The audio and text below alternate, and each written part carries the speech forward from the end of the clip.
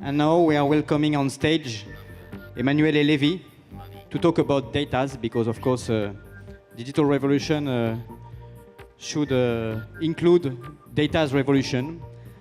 And so Emanuele, you're going to animate and moderate the roundtable, so I'll leave you the microphone to welcome your guest. Morning to everyone. Please, Eric Carreel from Withings, please come on stage, and Romain Lacombe, Head of Innovation at Etalab. Before starting our roundtable, two small details regarding this roundtable. First, I think Eric will not be performing half-naked this time.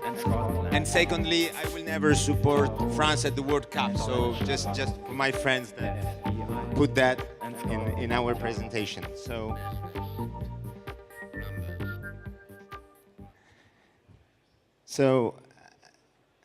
connected health. I mean, this looks like a huge thing. I can see that there are 3 different wearable devices in here, or 4, 3, okay? So connected health is becoming a reality, is becoming a huge market. According to a recent study, I think in the first quarter of 2014, 2.7 wearable devices were shipped in the world. So we have all these devices going out, being shipped.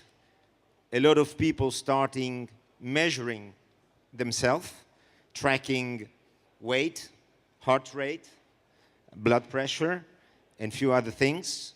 So, but I mean, what is next? I mean, connected health is about changing the way people take care of his health, and even changing the way hospitals, doctors, and public social security will handle people. So maybe first question to Eric. I mean, in the next 5 years, what is going to change for patients and individuals who will be using these kind of items? Okay, thank you, Emanuele. Good morning to everybody. At first, I would like to verify that some of us has take the time to go on a connected scale this morning. Are there some people in the assembly who? Okay, good. So I see that we are still we have still a lot of potential customer in the assembly. So regarding your question, Emanuele, I think we have to take care. We have to take care because there is a disruption which is coming in the health area. You know that health represents between 10 and 17% of all the expense that we are doing in France or US. So it's a huge amount. And you know, most of these costs are coming where? Are coming with your doctor, with the hospital. So at period where you are already ill. And it's very strange that today in our society, we are taking care of ourselves when and only when we are ill. And so the disruption which is coming, it's just about that. It's about taking care of ourselves, not only with the doctor when we are inside the cabinet of the doctor or in the hospital, but during all our days. And we have to take care because it seems to be a small thing. It seems to be a natural thing, but it's not there, and it's coming quicker in other countries than in France. So my message regarding your question, Emanuele, today will be, there is a disruption which is coming because we have now ways to take care of ourselves smoothly with non-invasive method, and to help doctors, to help hospitals to follow us before we are ill. And this is purely a revolution. Thank you very much, Eric. It's very clear. Maybe, Romain, if you want to maybe to tell us a word regarding, I think there's also a huge opportunity for the public social security to, at the end, save money on health budget if we manage to look at people and take care of people before they're sick. So prevention is a major issue, but It's going to change the way hospital doctors and the social security work together.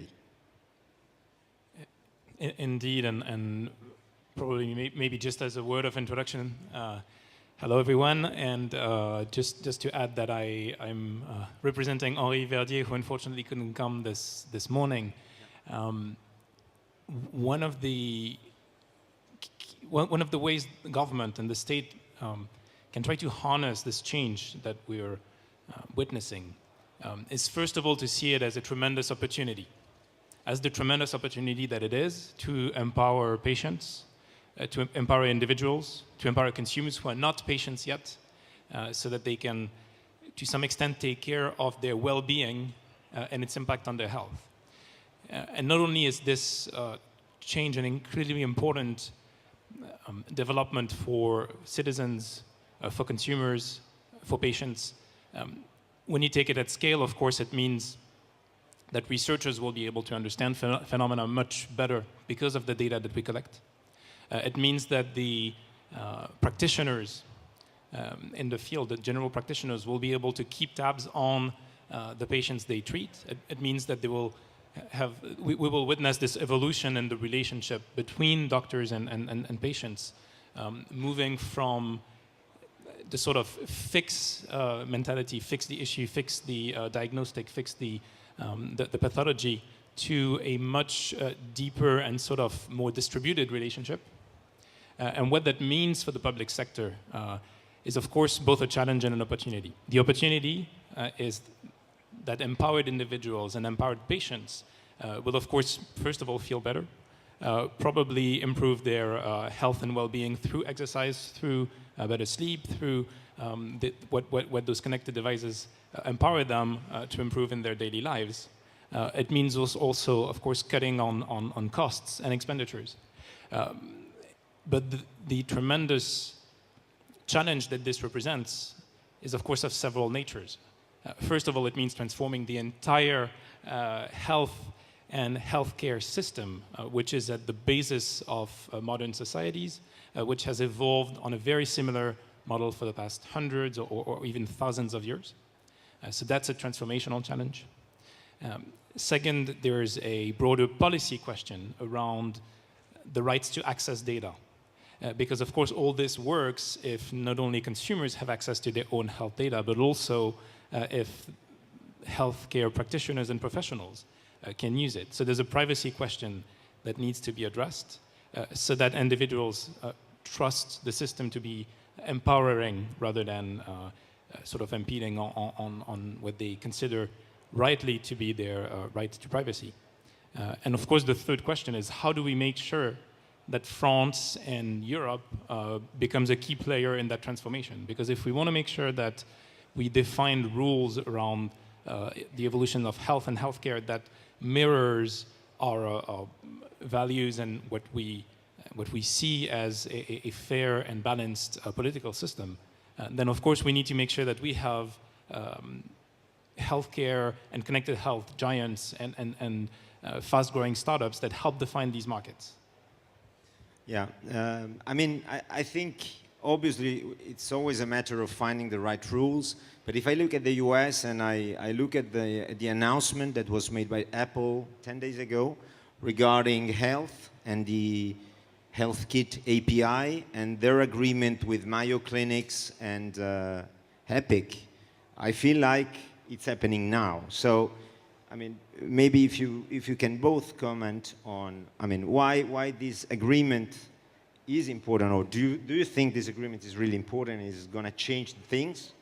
Can we imagine to have similar agreements to take place in Europe? Also, provided that we do not have enough obstacles to make such agreements in Europe. So. Yes, I think what happened last week is very important for the future of health, because Apple decided to be the gateway of data between companies like us, who are making measurements, who are following all of us during the day, and doctors. And you know, Mayo Clinic is a federation of doctors, very well organized for now years. And what are they doing? they are just putting on the market some tools to help doctors and hospitals to offer a better way to follow each of us when we are when we come out from the hospital and from the doctor cabinet. What does it mean? It means that there are already a lot of application, a lot of data to really be our companion during all our disease and to help us to take better all the parts that the doctor gave to us to take the right decision after we go out of the hospital and so on. So what does it mean? It means that this wall that exists today between patient, all of us, and the doctors, where this wall is only broken when we are going inside the cabinet of doctor, this wall will disappear thanks to the fact that there is new link coming from numeric era, thanks to this health API from Apple in the iPhone, thanks to the fact that there are already in US very large companies like Mayo Clinic, so the Federation of Doctors, and Epic, who will take this data and try to offer the best way to follow us after we go out from the doctor cabinet. So it means that we have to take care in Europe, because I do not see where we are already so well organized with Federation of Doctors, with doctors ready to accept that numeric tools will help them to follow their patient. So I think this announcement of last week means two things. At first, that the cake of the market regarding all this data will be much bigger than it was before, because it's easier for everybody to come in and to take advantage of this exchange of data. A second thing is that this cake will be better organized than it was up to now, where all the actors have to go from the measurements to the following of the patient. I think this market will start to be organized. This is an opportunity. This is also a risk. And I think this is a risk if Europe doesn't take care of the fact that it's coming not in 3 years, but it's coming now. Maybe for Romain, I think it's obviously the organization of the data and the rules are key, but I mean, I have the feeling that every time we talk about open data, these kind of subjects, especially in Europe, the first reaction is, privacy is an issue. Obviously, privacy is something that needs to be addressed, but to make things even simpler than reality, if I take the example of in 6 months' time, I will have my data on my iPhone that will be uploaded to the cloud in a secure way. And then if I want to share this data, for example, with a clinic or with my doctor, I wonder whether, I mean, I don't really see the point of the privacy here. So to a certain extent, it's the patient, which is measuring himself and just sharing secure data with some people. I know it's kind of making things extra simple, but I mean, what's your take on that? Well, I think the gist of the question here lies at the heart of this very complex question of how simple can we make data sharing, right? And of course, I'm hugely biased in favor of open data. I spent the past 3 years launching the Open Data Task Force for the French government, and of course, I believe in sharing data to improve outcomes in the health sector for citizens, to empower them.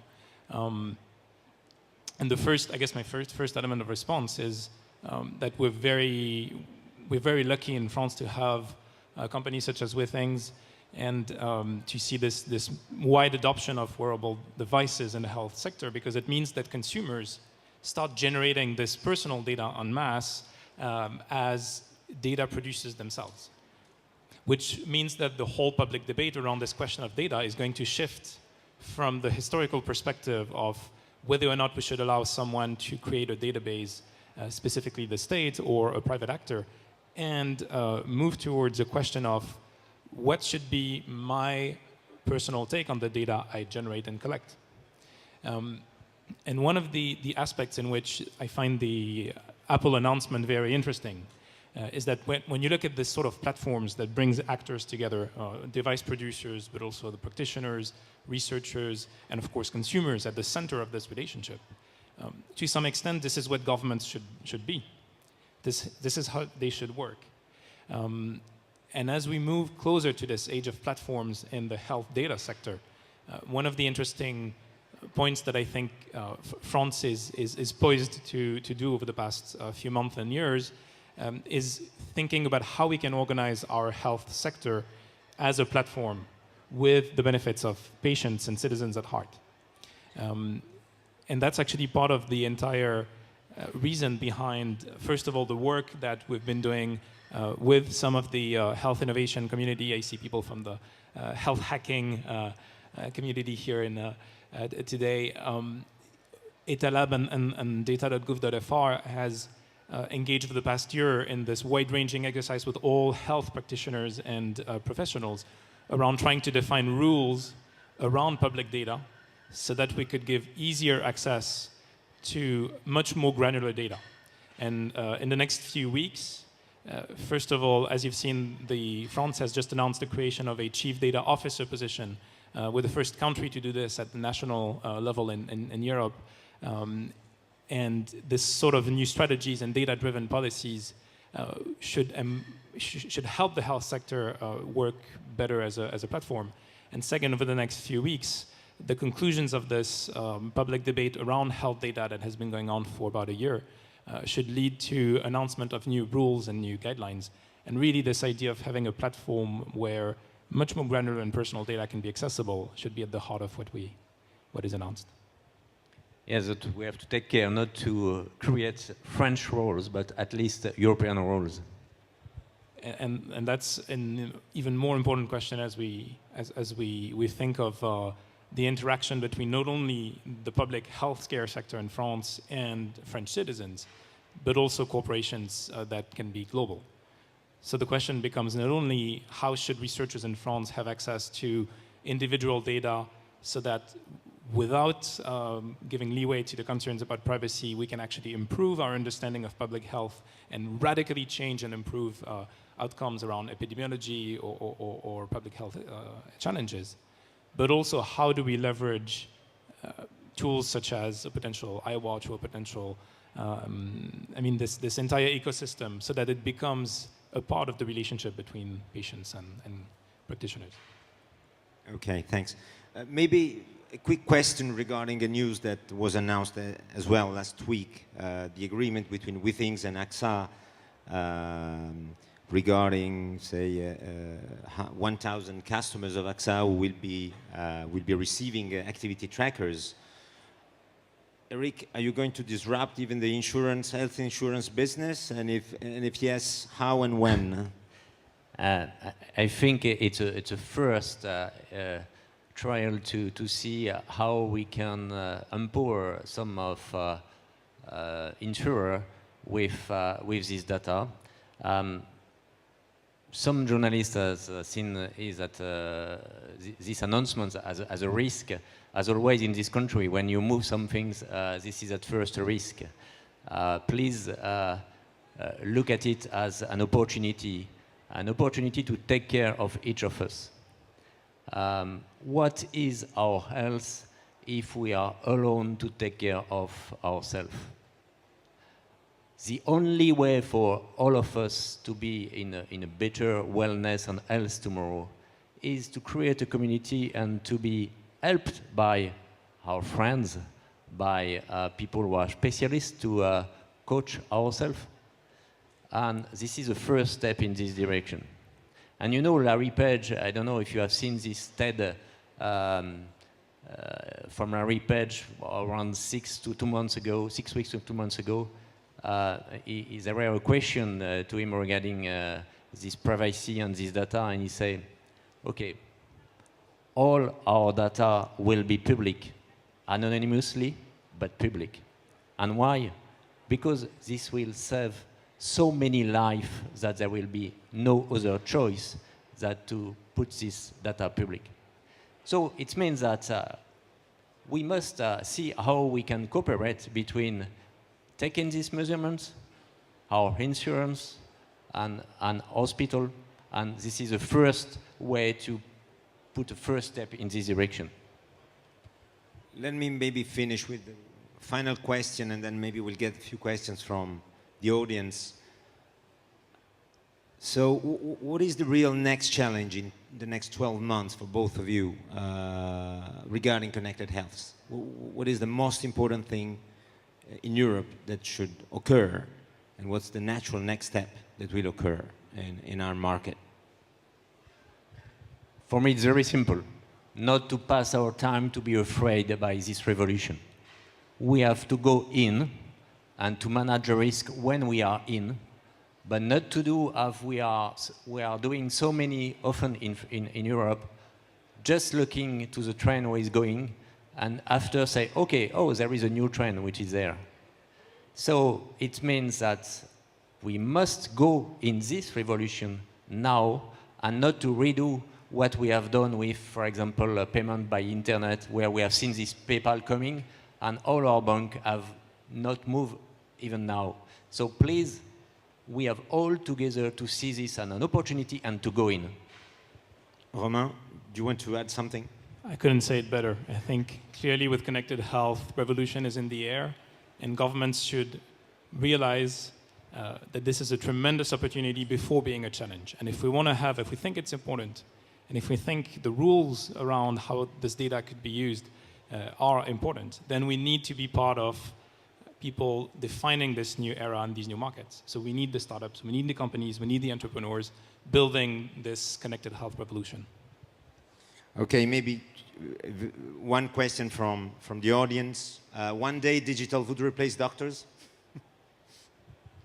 No, for sure, no. They will help them. But maybe we will spend less time with doctors, which is already good news. I don't know. I don't think we pass enough time with our doctor.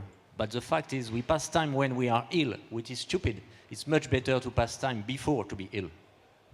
Okay, thank you very much to both of you. Thank you.